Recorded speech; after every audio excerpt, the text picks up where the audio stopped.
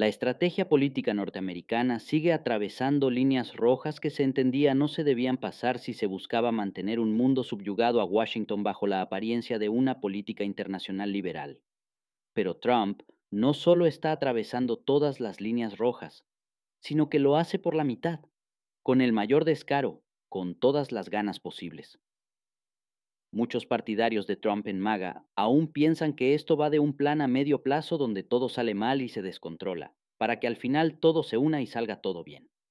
Como las películas de Ocean 11, Ocean 12 y Ocean 13, o la famosa serie La Casa de Papel, donde el profesor ya sabía que iba a pasar todo lo que pasa y se había adelantado a los eventos para conseguir su objetivo final. Lo simpático en todo esto es que, sea por lo que sea, lo que buscan todos es un mega robo. Por lo pronto solo se ve a Trump como el verdadero elefante en una cristalería. Medio respira un poquito en otra dirección y ya hay algo que se rompe. Es que no se puede entender cómo Trump empujó a India a los brazos de la Organización de Cooperación de Shanghái y ahora obliga a Modi a ser el abanderado de los BRICS, cuando hace un par de meses Vance declaraba lo estratégico que es la relación bilateral entre Nueva Delhi y Washington. Trump y su política de suma cero con la que pretende imponerse ante el mundo está perdiendo el norte desde hace algunos meses. Y no lleva ni un año en la presidencia. Hace unas semanas, Trump oficializaba su grandiosa y magnífica ley Genius, donde da libertad a la banca privada para que emita monedas digitales propias, las famosas PBDCs, que básicamente crean monedas digitales basados en sus reservas de bonos americanos. Más monedas fiat. Lo que conseguirá en medio plazo es que el dólar entre en una corriente de devaluación enorme, mientras la Secretaría del Tesoro, con su enorme reserva estratégica americana en criptomonedas, pueda ir reduciendo más rápido una deuda que pierde valor. Así, manejar una deuda ahora incontrolable, pero que, con una fuerte devaluación, se convierta en manejable. No sabemos cómo ha previsto el gobierno de Trump evitar que los activos de empresas extranjeras mantengan su valor. Lo más probable es que empiecen una desbandada fuera de Estados Unidos, a menos que Trump los extorsione o los coaccione de alguna forma. Si no, seguiremos viendo los cristales volar por todas partes. Pero aparte del tema económico y sus repercusiones, en finanzas internacionales las cosas tampoco son tan fáciles. Dentro de la ecuación habían rubros que Besant y Trump los creyeron constantes, pero al final resultaron ser variables y ahí todo se desmorona. Ya nadie quiere los bonos de deuda americana, otra de las cosas que se creía firmes como una roca, pero con Trump se convirtieron en arena y ahora ya no son valores refugio como lo habían sido en el pasado. Los gobiernos anteriores a Trump disfrutaron mucho de ese ecosistema. Creaban una crisis, se desestabilizaba el mercado, generaban más liquidez vía deuda y todo el planeta corría a comprar esos bonos. Ahora ya no. Trump rompió otro vidrio muy caro de la cristalería. Otra variable que Trump apresuró es la carrera por desacoplarse del dólar. La mayoría de países de la ASEAN, la OCS y los BRICS ya lo tienen claro y empiezan a acelerar la construcción de un sistema financiero paralelo al dólar, que pueda evitar cualquier catástrofe que el elefante en la cristalería pueda desatar. Pero todos los países tienen sus propios intereses y las economías son tan dispares que encontrar un punto de partida parecía complicado, hasta que Trump apareció y empezó a acelerar los procesos. Es cierto que fue Bruselas y el gobierno de Biden quienes congelaron los activos rusos y eso hizo que en el sur global se planteen una alternativa para el sistema SWIFT. Pero fue Trump en estos meses y con su agresiva ley de aranceles la que hizo que esa pendiente dispare por completo. El juego de los aranceles sin cálculo y la guerra contra Powell no solo debilitó la posición de Trump y su gobierno con la economía norteamericana, también consiguió un efecto impensable en las finanzas internacionales. Una gran masa de compradores continuos de bonos norteamericanos se empezaron a asustar con el comportamiento errático de la Casa Blanca y decidieron buscar refugio en otros activos financieros, obligando al gobierno de Trump a comprar su propia emisión de deuda y marcarse un autogolazo de antología. Con esto, la zona segura para los inversionistas pasaron a ser solo tres. porque ahora ninguna deuda soberana se mantiene como refugio actual. Entonces quedan las criptomonedas lideradas por Bitcoin, las acciones de las 7 magníficas lideradas por Nvidia, y por último, pero el que representa el verdadero refugio, el oro. Bienvenidos todos al mundo al revés y su primera derivada, títeres y tiranos. Un saludo muy especial a todos los que se conectan con nosotros. Hoy vamos a hablar del oro financiero, el oro como reserva de valor. Pero antes hay que hacer un pequeño recorrido para entender por qué solo el oro es una reserva de valor. Luego hay que entrar en un camino espinoso pero necesario para ponernos en contexto y así entender la guerra geopolítica y comercial que se empieza a librar en el mundo, los pro oro versus los anti oro. Con el tema del oro se puede usar como analogía a la cebolla, no la que entiende el burro en Shrek, no, sino como lo intenta explicar el mismo Shrek. La cebolla tiene varias capas y en el caso del oro hay muchas capas que son necesarias quitar despacito, poco a poco, para poder entrar a analizar las variables que se encuentran al final en el oro de reserva. Entonces, ¿por qué solo al oro se le puede considerar refugio? Porque el oro tiene un valor propio que no va a caer nunca. Históricamente se sabe que el oro es un bien preciado y que todo el mundo lo ve así. Por otro lado, cualquier activo que intenta ser refugio tiene una amenaza, sea mínima o muy alta, pero mantiene una amenaza de que en algún momento va a valer mucho menos, o quizás cero. En el caso de las criptomonedas, hoy vemos que tienen una cotización muy alta por una sobrevaloración en el mercado bursátil. Pero cuando haya una corrección de estos activos, las criptos se van a descalabrar, y la corrección se va a dar más temprano que tarde. Es como una cerveza servida al apuro. Cuando se disipa toda la espuma, el nivel de cerveza baja a la mitad, o hasta más abajo.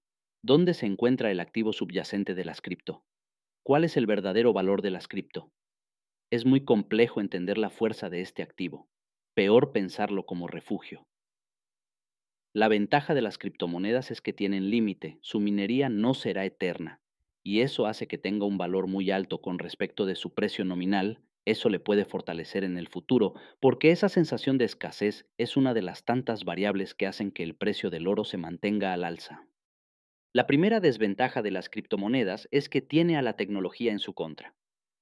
El momento que una computadora cuántica empiece a minar, su costo se caerá al piso llevándose consigo a su valor en bolsa. Una computadora cuántica es capaz de minar con mayor velocidad y con menores problemas. Además, los procesadores cuánticos son capaces de romper los bloques minados anteriormente, convirtiéndose en el principal rival en este ecosistema. En defensa, los cryptolovers responden que el desarrollo tecnológico puede hacer que las cadenas se hagan cada vez más fuertes. Eso sería cuestión de ver. Pero por lo pronto, ahí hay una enorme amenaza. Otra desventaja está en que la criptomoneda no es controlada por nadie y eso podría generar dos situaciones. Que se le intente controlar por los mismos que ahora controlan el flujo de liquidez, adquiriendo la mayor cantidad posible de criptos para poder controlar el valor en el futuro. Punto O. Que destruyan las criptomonedas para dar paso a otra moneda que sí puedan controlar. Las stablecoins, por ejemplo. Trump juega para los que controlan la liquidez, se debe a ellos. Para los que creen en lo que dijo Trump de usar las cripto como moneda de reserva, nunca saquen de la ecuación que Trump lo que mejor sabe hacer es blofear y nada de lo que diga va en serio. Así fue como consiguió que Irán baje la guardia y casi decapitan a Teherán. Un dato final que no es menor. Poco a poco, BlackRock, socio de Trump, está controlando los bitcoins digitales y su contrapartida está en los ETFs generado en su contra. Esto solo significa que Larry Fink, el CEO de BlackRock, no va a dejar que el precio del Bitcoin siga subiendo. Él buscará que el precio caiga todo lo posible para recomprar los papeles y así controlar la moneda emblema de las cripto. Un dato no menor para los que invierten en criptomonedas pensando que es un activo refugio. Las criptos son medios de especulación pura. Tiene picos muy altos pero estuvo en mínimos totales hace un par de años. Eso no puede ser considerado un refugio. Han servido de refugio, sí, pero son activos de especulación pura. Se parecen más a un sistema Ponzi o piramidal. Miren lo que pasó con la meme coin argentina que garantizó Milei y quebró a miles de argentinos en una tarde. El segundo refugio al que la gente acude son las acciones de las empresas con mayor consolidación. Antes fue Microsoft, Apple, ahora es Nvidia.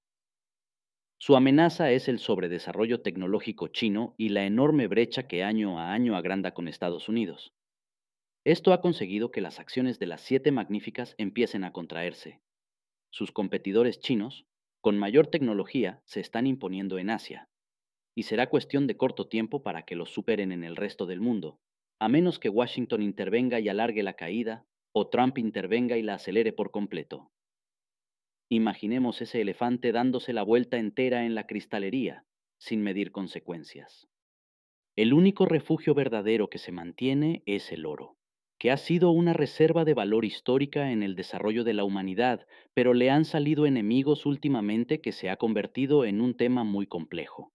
Lo importante a tener en cuenta hoy es que, a partir de 1971, cuando Nixon rompió el patrón oro de la economía mundial, el metal se convirtió en el principal enemigo del dólar, porque mientras más flotaba libremente el precio del oro, este iba subiendo y alejándose ferozmente con respecto al dólar. El problema político que esto implica es que esa brecha que se genera entre el oro con respecto al dólar solo demuestra lo mal que lo están haciendo en la política económica y monetaria norteamericana. La política norteamericana lo ha hecho tan mal desde entonces que el oro hoy tiene dos ceros más de lo que tenía hace 54 años. Y ojo, su valor ha sido tan manipulado que todavía no ha alcanzado su valor real.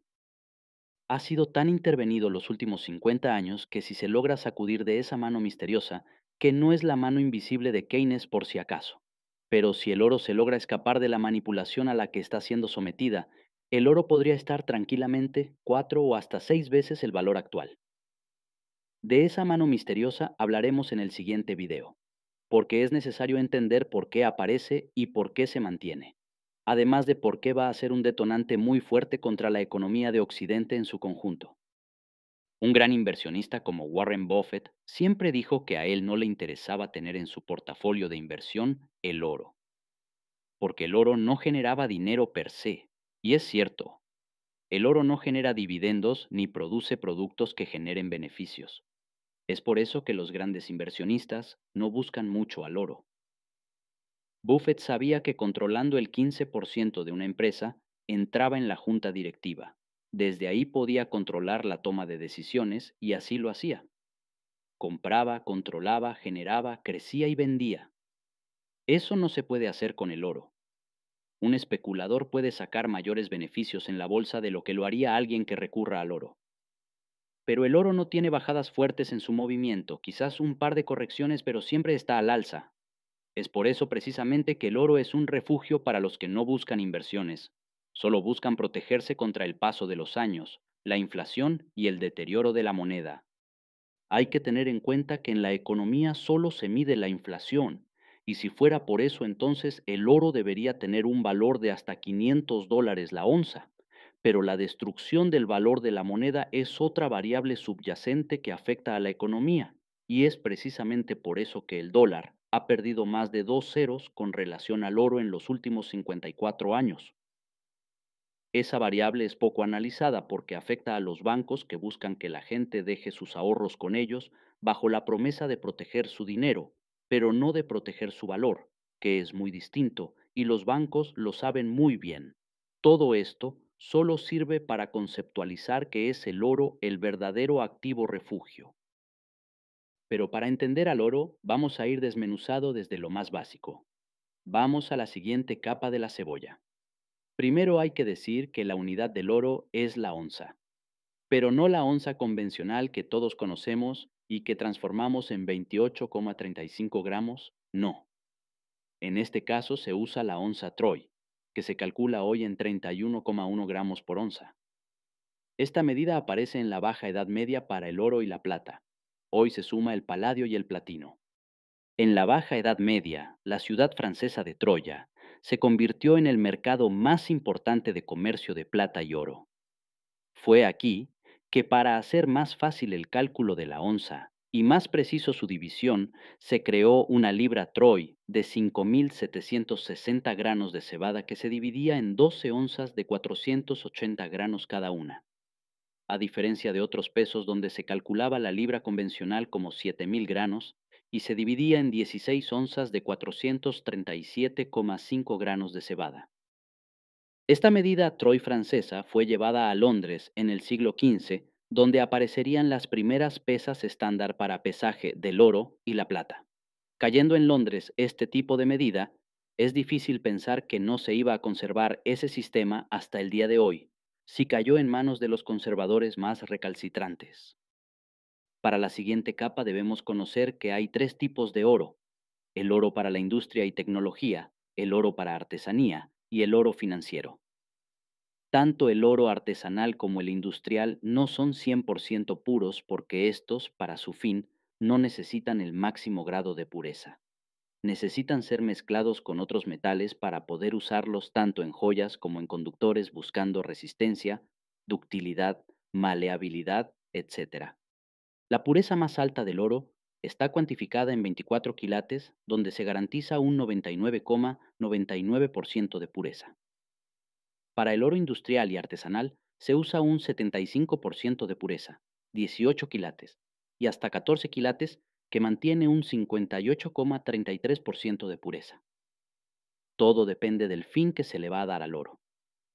El oro financiero es un oro de 24 quilates que debe tener algunas especificaciones y garantías para asegurar su pureza. Entre los siglos XV y XIX, el dominio comercial estaba dictaminado por monedas de plata que eran más fáciles de conseguir y utilizar en el intercambio comercial.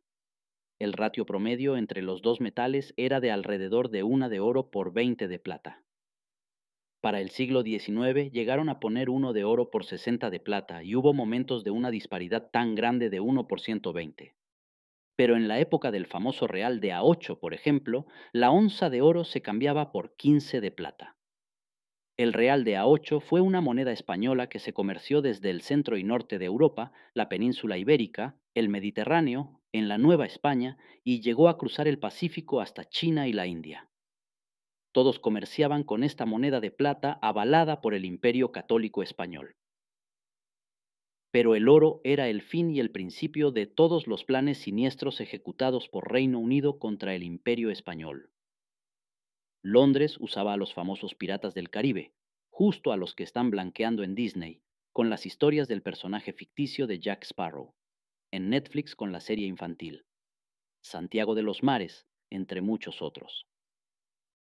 La verdad es que estos piratas eran usados por Londres para atacar y robar el oro español. Era el plan perfecto. Los piratas robaban una cantidad enorme de oro que España estaba robando a su vez de sus colonias en América. Las cosas como son. Los católicos no podían acusar a los británicos porque eran robados por piratas, sin bandera. Así, Reino Unido evitaba una guerra con España, pero terminaba haciéndose de un oro que no les pertenecía. Esos botines eran escondidos en islas del Caribe por un tiempo hasta que todo se calme. Así aparecen las leyendas de tesoros escondidos y las no leyendas de esconder botines mal habidos en islas paradisíacas. De esta gran idea aparecen los paraísos fiscales. Luego el botín era dividido, y algunas veces los mismos piratas eran traicionados y sentenciados dejando todo el botín para la corona. Hubo muchos marineros de alto rango de la flota real que pedían la baja, compraban barcos llenos de mercenarios y se iban a la aventura de robar el oro de los galeones españoles. Así empezó el imperio anglosajón, sobre mentiras, robos, muertes, engaños y un muy largo etcétera. Ahora sale Trump y dice: juntos, Estados Unidos y el Reino Unido, hemos hecho más bien por la humanidad que cualquier otro par de países en la historia. Pero como siempre, si algo desconoce Trump, es la historia. Y de nuevo dice cualquier burrada que era preferible mantenerla escondida. Así empezó la anglósfera, luego se vuelven peores, pero de eso hablaremos en otra ocasión. El desarrollo del oro y toda esta historia de enriquecimiento, del poder y de los bancos va mucho de la mano. Y haremos un video especial del desarrollo de la banca desde el Reino de Venecia, donde los banqueros llegaron a ser tan odiados que terminaron inventando una fiesta promocionada por ellos para poder compartir con toda la población sin problemas, el famoso Carnaval de Disfraces de Venecia. Luego los banqueros emigran a España, que estaba comenzando su exploración americana. Varias décadas después van a Holanda a promover la independencia flamenca de España y empezar con su Compañía de las Indias Orientales. Caen los tulipanes y los banqueros ya estaban cómodamente asentados en su nueva capital, Londres, de donde mantienen la idea de exploración apoyando a la Compañía de las Indias Orientales Británicas. Ahora comparten hegemonía financiera con Estados Unidos luego de varios traspiés monetarios y financieros. Reino Unido ha mantenido un estado independiente dentro de Londres, que hoy es netamente financiero, incluso es la base mundial de los paraísos fiscales, y se llama la City de Londres o Quarter Mile. La calle más importante en este paraíso fiscal se llama Lombard Street, con lo que cierra el círculo histórico de la banca de los últimos 1500 años. Una ironía poética. La City de Londres mantiene su propio alcalde o representante, que no tiene nada que ver con el alcalde o el cabildo londinense. Es más, este alcalde no tiene sueldo, es un representante de toda la infraestructura financiera que viaja por el mundo, promocionando todo el poder concentrado en el Quarter Mile. También mantiene y rige su propio estatus fiscal, contable y financiero distinto del resto de Inglaterra. Tanto es así que, cuando el rey quiere atravesar por el territorio de la City, debe pedir autorización. El Quarter Mile son 3 kilómetros cuadrados aproximadamente, repletos de rascacielos llenos de bancos e instituciones financieras, empresas de seguros, bolsa de valores y demás entidades que forman las capas donde se mueven y se respaldan las finanzas a nivel mundial. La City de Londres, junto a Wall Street en este último siglo, son el corazón financiero mundial, porque son los mayores responsables de bombear la liquidez a todo el mundo financiero. Pero la City también es conocida por devolver al sistema financiero nuevos capitales de los paraísos fiscales subsidiarios, en donde importa poco, o de plano no importa nada el origen de estos capitales. Lo importante es que entren en el sistema y se licúen con todo este dinero mundial. Estados Unidos no se queda atrás. Es por esto que, cuando Trump habla de luchar contra el narcotráfico, pero no regresa a ver a Atlanta o Delaware, que son sus propios paraísos fiscales, y no denuncia ni presiona para que sus bancos abran cuentas, entonces ese discurso es una excusa absurda para robar algo en la guerra geopolítica que se avecina. Se viene otra guerra con Irán y Trump no puede quedarse sin el petróleo del Golfo. Por eso necesita apropiarse del petróleo venezolano a toda costa.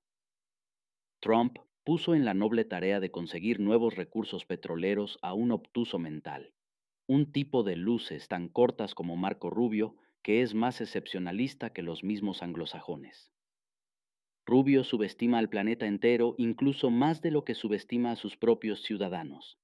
Entonces dice cualquier barbaridad en vez de, por lo menos, inventarse algo coherente. El oro, el petróleo, la liquidez, el mundo financiero, la economía y ahora la geopolítica están tan entrelazados que, si se habla de uno, se debe ineludiblemente calcular la influencia que ejercen los demás.